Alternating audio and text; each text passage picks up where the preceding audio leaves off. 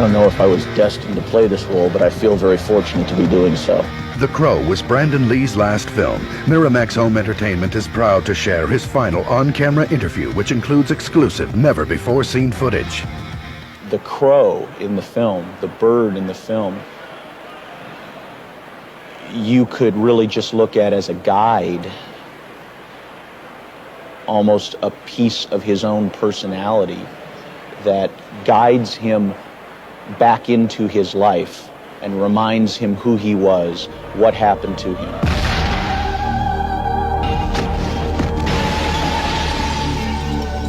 This is a person who has been pushed right to the limits of his ability to cope with what is going on, and in a sense is quite mad sometimes. In a sense is completely insane.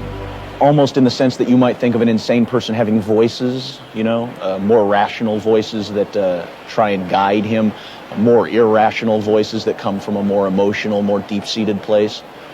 I think that the crow is that rational voice. The crow is his guide. The crow helps Eric do what he has to do in a very practical sense. It leads him to the places that he has to be. It helps him find the people that he has to find. Come on. It's a story about justice for victims. Each one of these is a life you helped destroy. His mission is to find the men who killed him and his fiancée and kill them. Gentlemen! I just want him. It's a wonderful role, and it really is a role that you have to take risks with, and it gives you a wonderful opportunity to take those risks and stretch, because you tell me how somebody who comes back from the dead is going to behave, you know? You move your dead. And I say I'm dead, and I move. And that's one of the wonderful things about playing this character is it's a real, you can really take the gloves off in playing this part, because there are no rules about how a person who has come back from the dead is going to behave. Listen! I'm sure you'll remember. You killed him on Halloween. You can't be you. We put you through the window. There ain't no coming back. And then there's the part of him that is filled with rage towards what was done to him.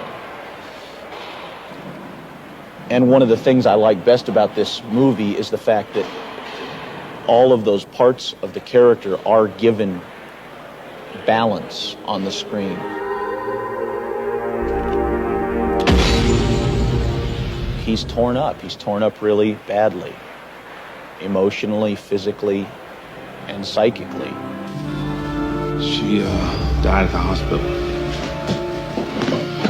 Hey, don't touch me!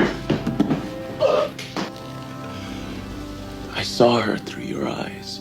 I think that the appeal of Eric's mission is that it is a very pure one. He has come back to seek justice.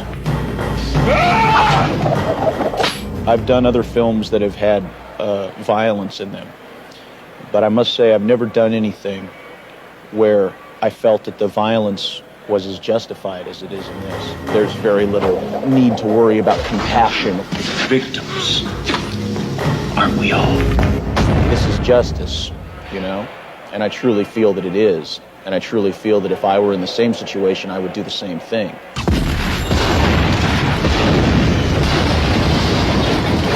He has something he has to do, and he is forced to put aside his own pain long enough to go do what he has to do. To tell the rest of them death is coming for them. Tonight.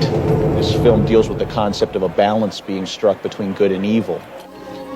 I gave this to Shelley once. I think she'd like you to have it. Because we do not know when we will die, we get to think of life as an inexhaustible well.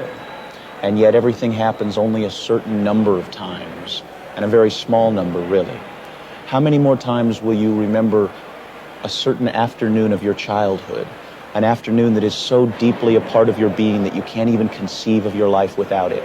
Perhaps 4 or 5 times more. Perhaps not even that. How many more times will you watch the full moon rise? Perhaps 20. And yet it all seems limitless. Little things used to mean so much to Shelley. I used to think they were kind of trivial. Believe me, nothing is trivial. This is the point of view that this character is coming from in the whole film, because it has been brought sharply into focus for him how precious each moment of his life is. I love you. Say that again. I love you. This is the best role that I've had the opportunity to get my hands on in a film.